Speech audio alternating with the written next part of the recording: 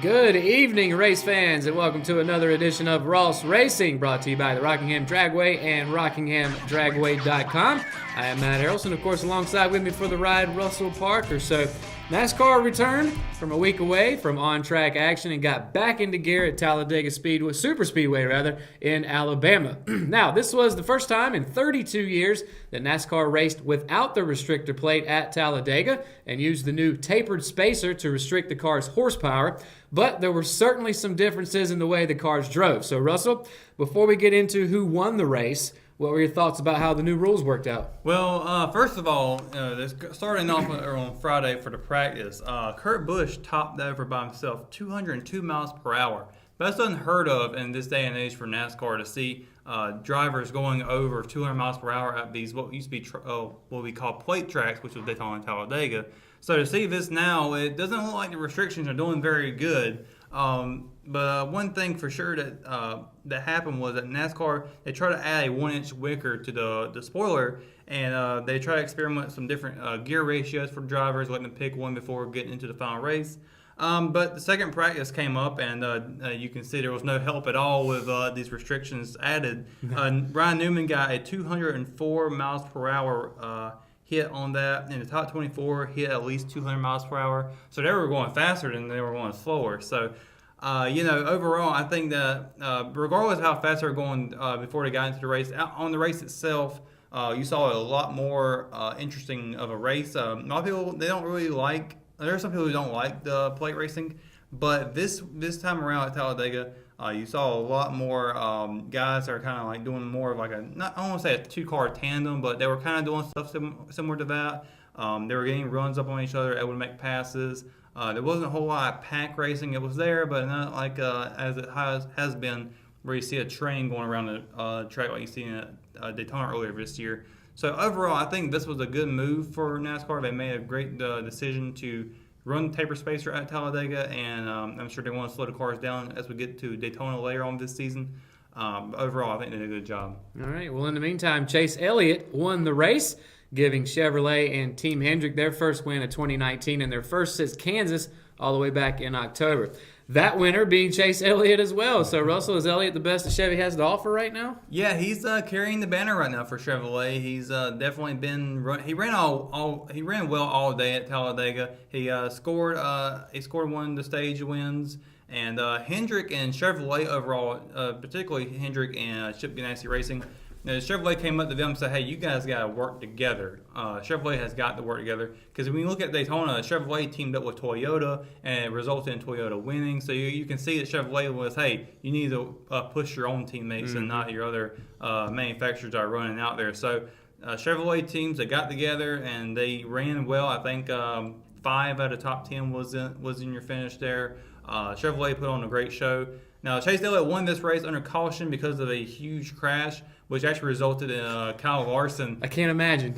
Kyle Larson was barrel rolling so much, and for him to be a sprint car driver and to come in and have a wreck like that and say that was wild, it was definitely a wild, really insane crash there at the end. But I think maybe Alex Bowman could have had a good run at the end of it. He finished second behind Chase. He's a teammate with him as well. So I think you could have probably seen a good battle there at the end of it between those two drivers. But overall, Chevrolet, Chase Elliott, and Hendrick, they all did a great job. So I think my part of the show is to portray the casual NASCAR fan. So when it comes to Talladega, that is where the big one is, correct? Yeah, Talladega. As in the wreck and all that. Certainly. You hear at Daytona as well about the big one. Talladega has a big one. And usually you get these big ones at those tracks because of the pack racing. They're always tight and they're always bunched up together. And when one goes out, they're going almost 200 miles per hour over. And it's like that. It's probably faster than that, and you just don't know what's going to happen when one car spins out, and you can collect 15 to 20 cars in one wreck. Is that what we saw at the end of this race, or is this kind of a smaller wreck, if you will? It was probably smaller, but the impact of it, I mean, Kyle Larson could have went into the infield. Fortunately, he didn't hit the wall before he hit the catch fence with his rolls, but he went so high up in the air. It was just a really violent crash. But he got out of that car and walked away from it, and that just tipped to the hat of NASCAR and their safety rules. Yeah, and we talk about on other shows about hockey. That's a violent sport. Football is obviously a violent sport. Racing can be a violent sport too. I mean, there's always the opportunity or the chance that you're going to roll your car over. But these guys seem to hop out of there more times than not. And ever since Dale Earnhardt Sr., they've done wonders as far as making the sport safer. So, but while Chase was down in Alabama getting his third Cup career victory, his Hall of Fame father, Bill Elliott, was just a state over in Georgia winning a race at Road Atlanta. Like father, like son. It would also be fitting that Chase would win the first non-plate race at Talladega, since Bill won the last race before the start of the plate era. Yeah, these two guys, they got a really interesting history, because not only did this happen here where Chase won the first non-plate race since Bill Elliott won the last one, Chase Elliott got his first a Cup career win at a road course. Bill Elliott did the same thing. It's also fitting that Chase got his first super speedway plate type of style race win at Talladega rather than Daytona, because Talladega is kind of his home track, if you will, because Bill Elliott just dominated it so much, and he grew up watching that himself, and they go out there and do the same thing his father did. It's pretty cool. So Chase Elliott overall, I mean, him and his father, they're really similar style of racing. They are. A few years ago, if you look back at Chase Elliott, I would have never told you that Chase Elliott was going to win this race. But he has definitely matured at these plate tracks, and he's done a lot better overall. I think we're going to see some big things out of Chase. And I want to follow up a question on that. We've talked on the show before about how people coming up in the sport are looking to, find their path, and perhaps Chase having the Elliott name gave him an easier path. But he's a good driver, right? Yeah, and you got to have the talent to be able to back up what you have. I mean, Elliott will be a NASCAR royalty, if you will, right? Because Bill Elliott won the Driver of the Year award all the way up until the senior came along. He won it, and then Junior started winning. Now Chase is winning it. So the Big E's are kind of taking that over. But I think Chase he's run really well in a lot of different tracks and different styles. He actually raced a truck race here at Rockingham, done pretty well there. He's won series championships in the truck and Xfinity Series. He knows what he's doing. It just takes some time when you get to the top level of the sport. It's so difficult to be up there. Yeah. And I think he's pushing on, and 4 Cup career wins now. I think he's going to continue that momentum. All right. Well, while Chase Elliott celebrated in victory lane, the 2018 NASCAR champion Joey Logano celebrated his championship victory at the White House with President Donald Trump. The 22 car was parked in front of the presidential residence as Logano and Team Penske owner Roger Penske stood side by side with the president. Now, usually this is the norm for most national champions to visit the White House, but it still puts a big spotlight on NASCAR. So what does this do for the sport, in your opinion? NASCAR is probably not as big as far as being the national spotlight versus other sports like NFL, NBA. Those guys are always on national level. NASCAR, you kind of look at it as a regional level, if you will. No, it has expanded out to the Northeast, the Midwest, and the West Coast. It's still kind of a southern, southeastern type of sport. So to get that spotlight not only puts attention on, especially when you got President Trump, anything you put Trump on anything, it's going to get all eyes on it. So getting that recognition is pretty special for NASCAR, and especially for Logano himself and his team. It gets NASCAR back into talk, getting to the mix of things. People are looking at it, eyes are getting onto the sport, and I think it's a good boost for NASCAR. Yeah, absolutely. Talking about the regional thing, I was just sitting here thinking in my head, every other professional sports league, most of the teams are played in big cities, except for maybe the Green Bay Packers, things like that. But even Green Bay's got 300,000 people in it. But NASCAR is different. It's built in towns like Rockingham, all the North Wilkesboro, and still some smaller towns where basically NASCAR is what keeps them afloat, but that's what's there, as opposed to having big city amenities. And NASCAR does travel to some big cities like Las Vegas. They go up to Charlotte. Yeah. Charlotte's kind of gotten big on its own. Daytona, obviously. There's a lot of big places to go to, but you're still going to get some amazing crowds show up at these small tracks that are in these kind of no-name cities, if you will. Yeah, but even Daytona. When you say Daytona, what do people think of? Beach in NASCAR. Exactly. So, Daytona isn't exactly a metropolitan city. No. And so I think NASCAR is different from every other sport in that aspect. NASCAR kind of came out of Daytona itself. It did. So, it did. Racing on the beach. Yep. Which actually came from them running from the cops selling moonshine.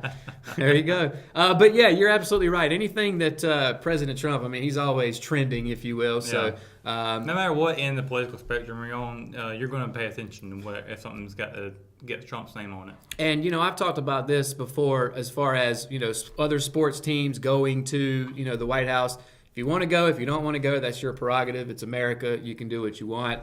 To me, I just think it'd be cool just to go to the White House and meet, and just for the actual the office itself. I've seen some pictures of Joey and his wife, and they were just kicking it back in the theater. Yeah. It was just really. I mean, that's something you don't really get to do, but maybe once in your life. Yeah, and something that we've joked about. Every other sport, the team shows up. But Logano brought his ride too, what other sport can you do that in? I mean, this parking this in front of the White House is just freaking cool. I mean, you can't bring your I don't know what you would bring from an NFL team, like the only thing helmet, but that's not a car. But NASCAR does the same thing too. They actually gave a helmet away. The only thing I could think to maybe minorly compare it to is Tiger Woods is set to visit the White House next week. Maybe he brings his golf cart, but I doubt it. Golf bag or something. Yeah, that's about as close as it gets. But moving on, big news dropped on Wednesday as NASCAR announced that starting this week at Dover, all 3 National Series are going to be returning to single-car qualifying. So NASCAR said on their website that this decision was made after a steep rise in qualifying gamesmanship through the first quarter of the Cup Series season. Yeah, guess what that means. With the Series 2019 rules package placing an emphasis on the draft, teams often waited for the most advantageous position before making a qualifying attempt. So, Russell, this is something we've obviously discussed before. Do you agree with the call? Absolutely. I enjoyed when they first brought the group qualifying into NASCAR, but it's only been for 5 years, and drivers are starting to catch on to what they can do to get it easy. Loopholes. And there's some loopholes, and especially now with the drafting being more of a major factor at these mile-and-a-half tracks specifically. These guys are figuring out if you're the last one in line, you're probably gonna be the first one on the race day. So I think it's more interesting to have a single car qualifying. Now, some of the tracks they'll do 1 lap, some of them have 2 laps and take the best lap of those 2 to make your qualifying position. So it's kind of going back to traditional format. A lot of people wanted this to come back as well. They'll keep it at the road courses, which I think is a good thing because those do take quite some time to ground. That's about 2.5 minutes around Sonoma, so you don't want to sit through maybe 3 or 4 hours of that. Get it through a lot more faster with the group qualifying. So good move on NASCAR, and I cannot wait to see how this works out in Dover. All right. As NASCAR continues to make changes, another one that's been evolving this season is streaming practices from the 3 National Series on their website. This week, however, on NASCAR.com, the Truck Series will have their qualifying stream. So typically, qualifying for any of the National Series will be found on Fox or NBC and would be on one of their paid-for channels. So, Russell, what makes you think they made this decision, and is it a good move for the fans in NASCAR and for the networks? I think this is a good move for NASCAR because that gets more eyes on their website and more eyes on the content. Because if you're on one of these paid-for channels like FS1 or NBC Sports, the network for them, if you get on one of those channels, you got to pay for it. Website, you go there, it's there for free, if you will. I think this is NASCAR's step in the direction of having their own kind of WWE network type of thing here where you go to the website, you see the content, and it's there. Also, it's free right now. Maybe they'll change it up in a few years. It helps the fans out because they get to watch it, and it helps out the drivers too because they get more eyes on them as well. So more eyes, more engagement, and for the network, for FS1, who would be missing out on this, they probably have. I'm not sure what they got going on now. They might have something else that's bigger going on. Maybe it's a big UFC fight coming up or something like that. Gives them a chance to put that in their time slot and help out their ratings, if you will, I guess. And there's a fan base for everything, and they want to try and get all of that. No offense to any NASCAR fans out there, but in my mind, when I think of what the average NASCAR fan looks like, it's not usually someone that's a millennial or tech savvy. So is this the right move at this time? I think so. Everybody's kind of going towards the internet, and even if I think just about everywhere you go to, you have access to internet. You can go to the library and get internet from there, and it's not going to cost you. So I think everyone has the opportunity to go and see this. Now, I mean, you got phones, you got tablets, you got computers, you got Xbox, PlayStation. Those can all play this type of content on there. So I think you give your audience more options. Nobody's sitting in front of a TV that much anymore. Everybody's looking at their phones. So I think it's a good idea to have the access to multiple platforms rather than kind of just keeping it to one. Yeah, and I mean, you look at the other sports, NFL, MLB, NBA, hockey, tennis, golf, they all have their own channels. Now, those are on most cable or, satellite services. WWE, what separates them, and I think is what you're talking about, is theirs is strictly on the internet, and you pay, $10 a month, something like that, and you get their entire library of programs. That's kind of what NASCAR is thinking about doing. I think it'd be a good idea because, I mean, you got the older fan base who likes rewatching these old races, but they have to go to YouTube to find them. It takes forever to find out what race you want to look at. So if you can categorize them by year and by race on an app or something like that, the older fans will love that. The newer fans who are interested in what's going on today, I'm not saying they'll put the big races on there, but you can put the dirt track racing on there, like the K&N series. They can be on there. The Will and Modify series. I mean, everybody wants more of the short track scene. They could watch that on the NASCAR network, if you will. And it also, just like WWE Network has done, it maybe gives NASCAR a chance to do some original programming. Yes. Whatever that could be, in the pits or whatever. Yeah, I mean, they're always on their social media and doing a little live stream and stuff like that. Add it all on there. People will go to that. And, before we move on, NASCAR, I'm sure, is just like any other business entity in the world right now. They're trying to figure out how to lure in the younger generation. Social media is the way to go, it seems. So, all right, like every episode of Ross Racing, we have to mention the Rockingham Speedway, and a few things have happened in the past few weeks at the Rock. So last week, the Richmond Observer team stopped by the track at nighttime because the sign and the rocks that sit beside it were lit up from LED lights. Very, very cool looking. Now, anyone outside of Richmond County probably wouldn't see the significance to that, but Russell, I'm sure you disagree with that. Yes, I mean, anybody outside of Richmond County is like, who cares? Yeah. That's what they're sitting there thinking. But for here, anything that's going on at the racetrack, you've got just the slightest thing. People go nuts for it because everybody here in Richmond County, and I think everyone in the region will love to see that racetrack being operational, getting things going, whether it's racing or events like the Epicenter that's coming up. There's things going on. People want to see that, and when you've got just the lights coming on, people love it because it's a step in the right direction for everyone that's involved with it, everyone who's going to be influenced by it. Overall, it's going to be awesome, and I cannot wait for what they've got in store. Absolutely, as are a lot of people in suspense of what Epicenter's coming up, which we're getting ready to talk about. Plenty of stuff, I'm sure, in store after that. But speaking of that, the Speedway posted on social media pictures of their staff getting ready for the event, and that event would be Epicenter. Yes. Now, this is a great transition to the Rock Block as well, because next week is the Epicenter Music Festival, and that will be happening at Rockingham Dragway, with the party extending to the campgrounds of both the Dragway and the Speedway. Now, this is a huge event for both parties, which is estimated that around 100,000 concert goers are going to be on hand for this event. That is a lot of people. I've seen the picture of the Apple Chill out there. There was about 12,000 people estimated to be that. That was already packed out. I don't know how are they going to cram all 100,000 people in there. I don't know where they're going to be. And I drove by that area yesterday, and just looking at, they got tents already propped up. They got a fence going around the dragway, and there's a big fence up in the front of the speedway as well. That you can see the lines being painted on the campgrounds for where they're going to be people parking at. The event's already getting set up. It's a week away, and they're already getting prepared for it.